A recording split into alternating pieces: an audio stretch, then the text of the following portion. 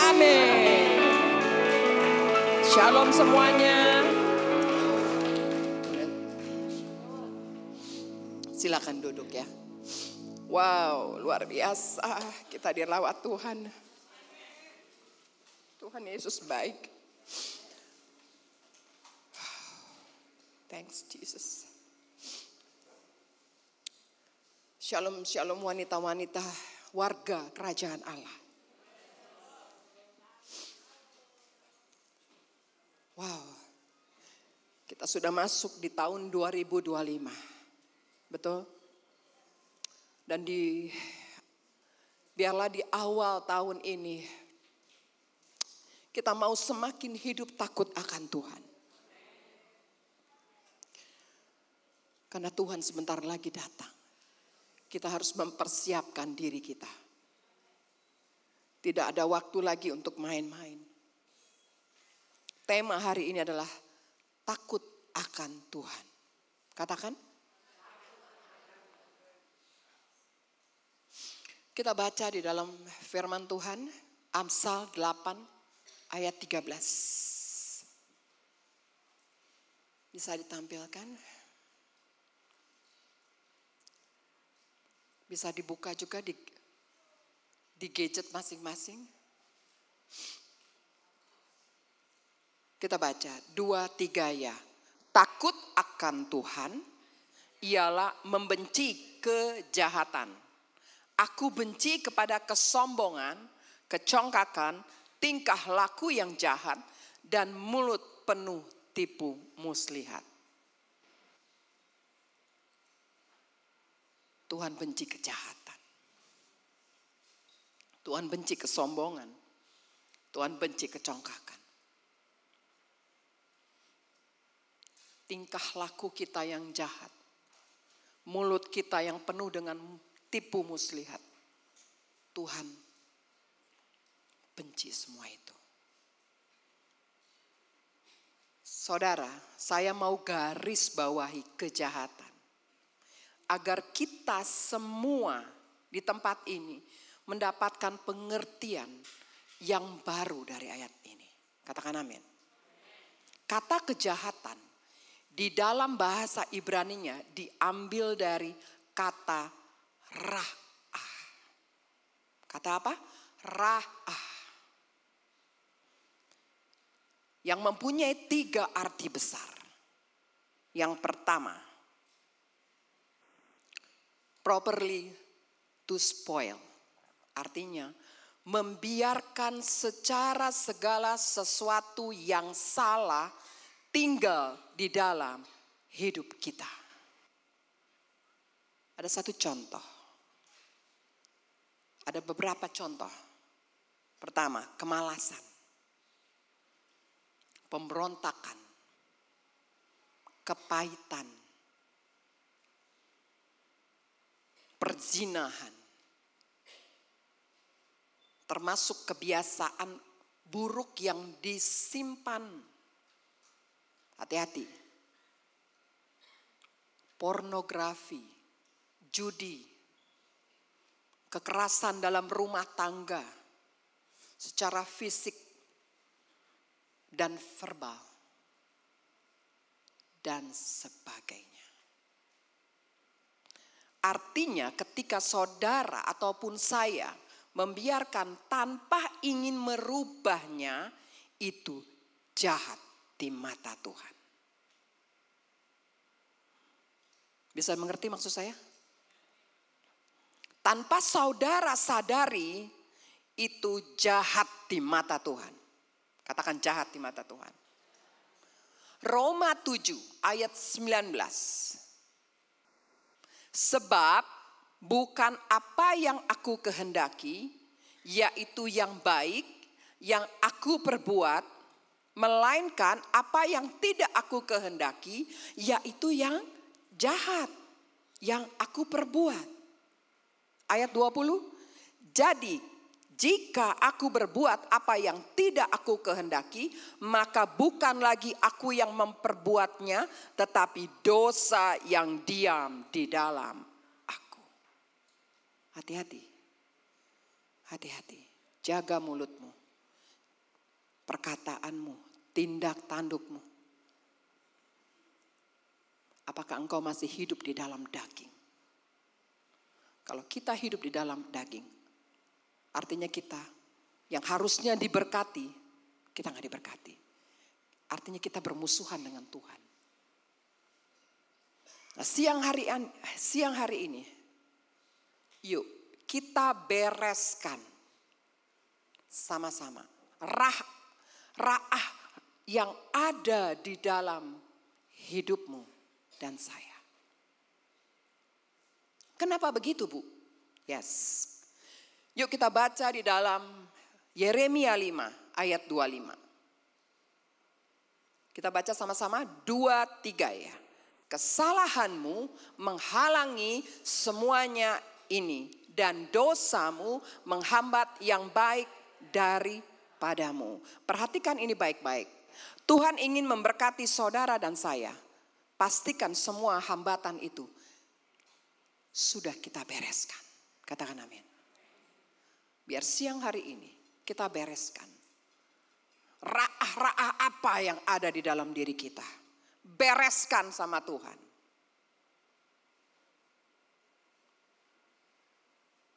Ada satu ilustrasi. Ada sebuah bakteri yang bernama necrotizing fasciitis ya. Fasciitis, yaitu bakteri pemakan daging manusia yang didapat di negara Brazil dan sekitaran Amazon. Nah ini. Nah bakteri ini memakan tubuh manusia dari dalam tanpa manusia ini menyadarinya. Sampai suatu saat manusia ini mendapati tubuhnya berlubang. Demikian juga dengan ra'ah-ra'ah. Dengan ra'ah dia bekerja dalam hidup kita. Tanpa kita sadari. Tahu-tahu kehidupan rohani kita berlubang. Kehidupan pernikahan kita berlubang. Keuangan kita berlubang. Kesehatan kita berlubang. Hati-hati. Dan berbagai macam akan berlubang. Kalau engkau masih menyimpan ra'ah-ra'ah dalam hidupmu. Hari ini bertobat. Siang hari ini kita mau sama-sama belajar. Untuk sama-sama membereskan hidup kita masing-masing. Cek masing-masing diri kita. Jangan lihat orang lain, lihat diri kita. Lihat ke dalam, katakan amin.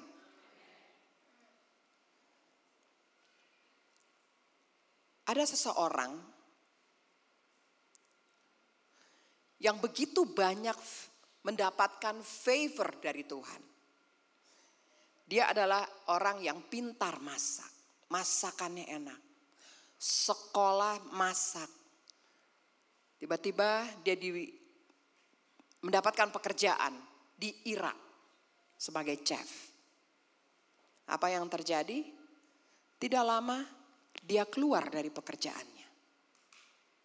Kemudian dia beralasan bahwa dikatakan di Irak panas sekali katanya. Dia keluar, akhirnya dia dapat pekerjaan lagi. Di mana? Di Prancis. Kira-kira kurang 3 bulan, tidak sampai 3 bulan, dia keluar lagi. Dia bilang apa? Di Prancis dingin.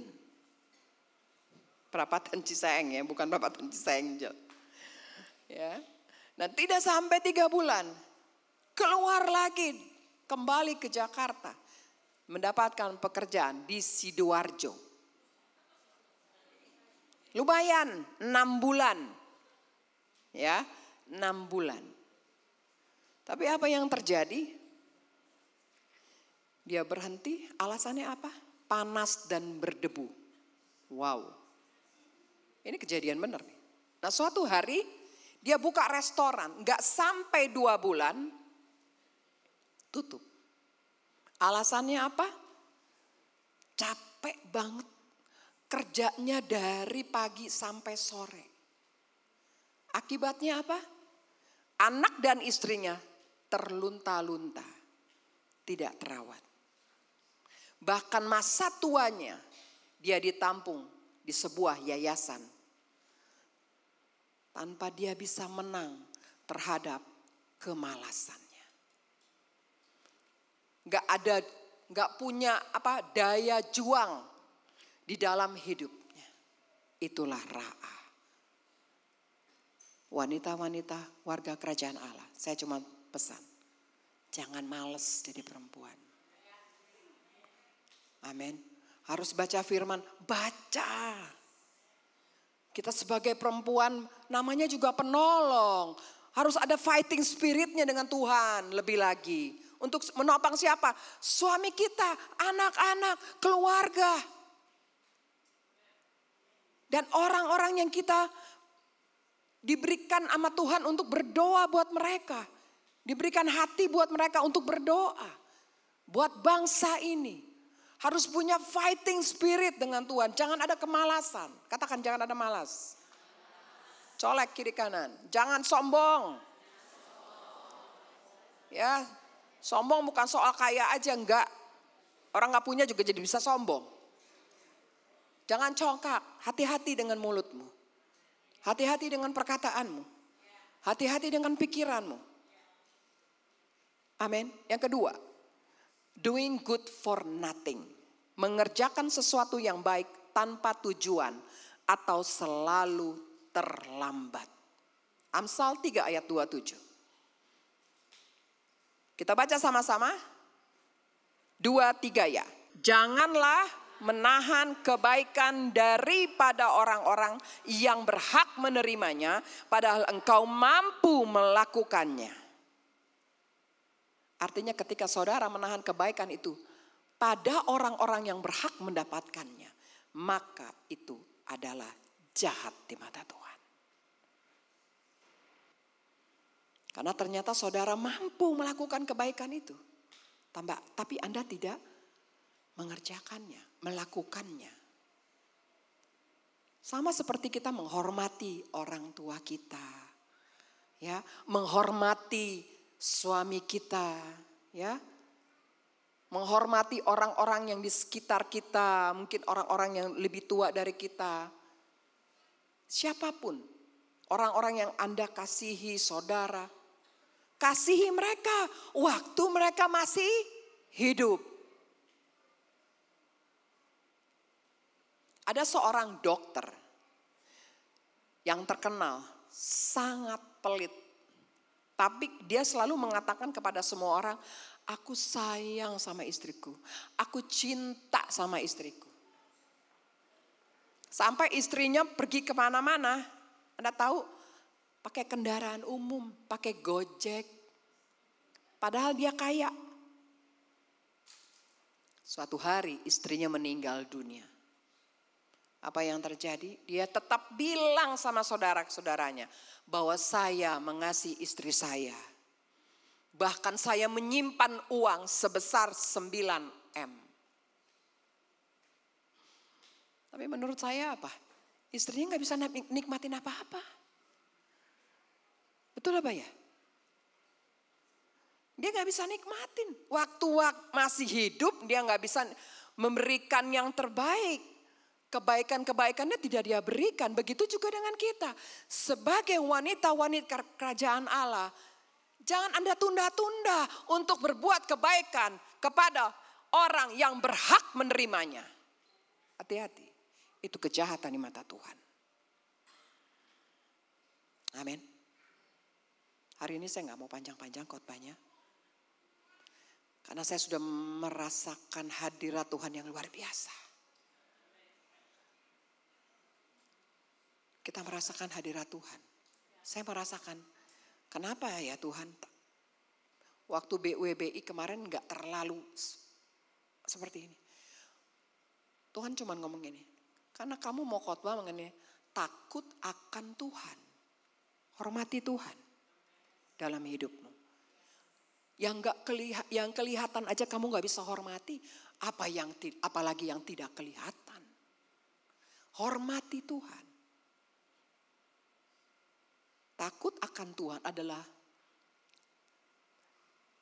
hikmat. Yes.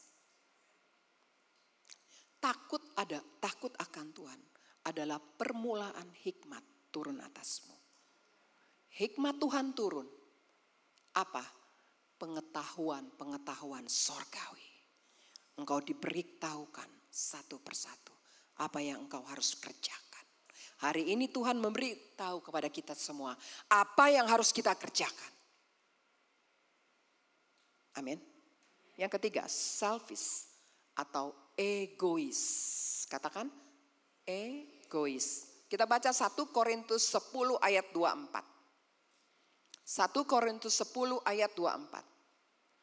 2-3 ya. Jangan seorang pun yang mencari keuntungannya sendiri, tetapi hendaklah tiap-tiap orang mencari keuntungan orang lain. Anda berteman, jangan Anda mempunyai maksud tertentu untuk keuntungan diri Anda sendiri. Hati-hati. Jahat di mata Tuhan. Tapi biarlah kita berkomunitas, berteman untuk sama-sama apa?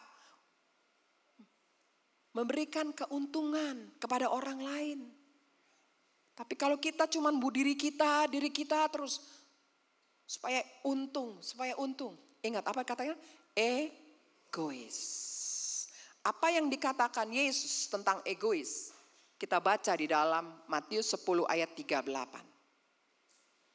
Barang siapa tidak memikul salibnya dan mengikut aku, ia tidak layak bagi, kita gak layak bagi Tuhan.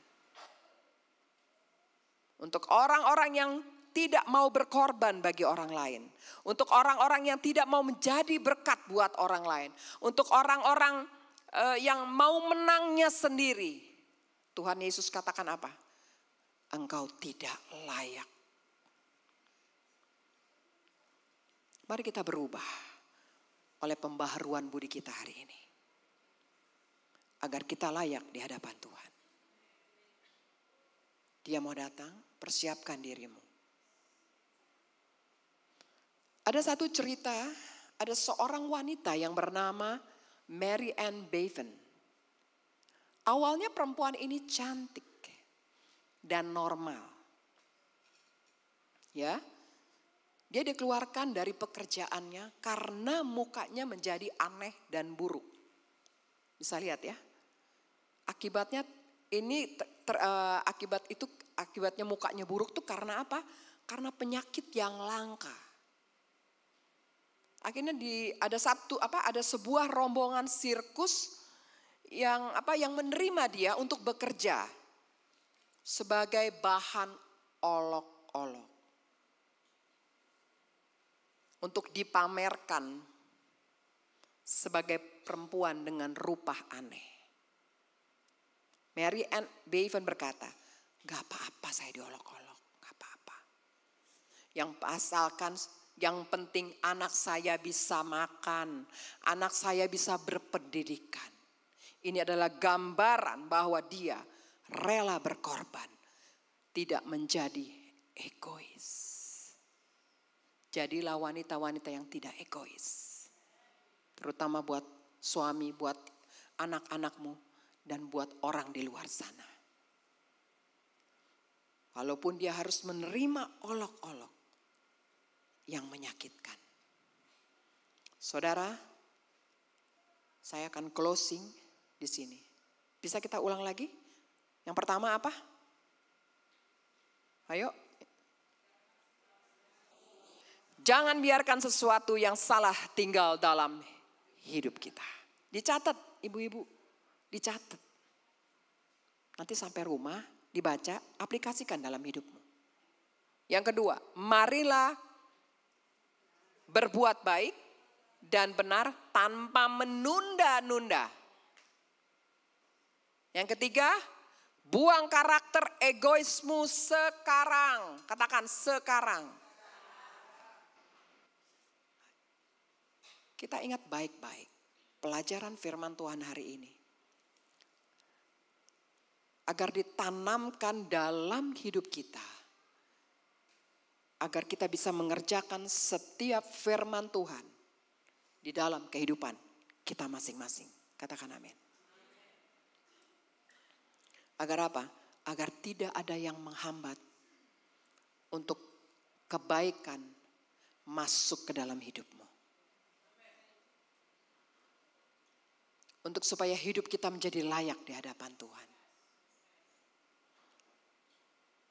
Dan Tuhan memberkati Anda semua dengan apa? Dengan tidak terbatas. God bless you. Beri kemuliaan buat Tuhan. Anda diberkati. Anda diberkati. Tuhan melihat dari sorga setiap hati-hati kita. Anda bukan berjanji kepada manusia, tetapi engkau berjanji kepada Tuhan. Bangkit berdiri. Kita berdoa kepada Tuhan. Datang kepada Dia.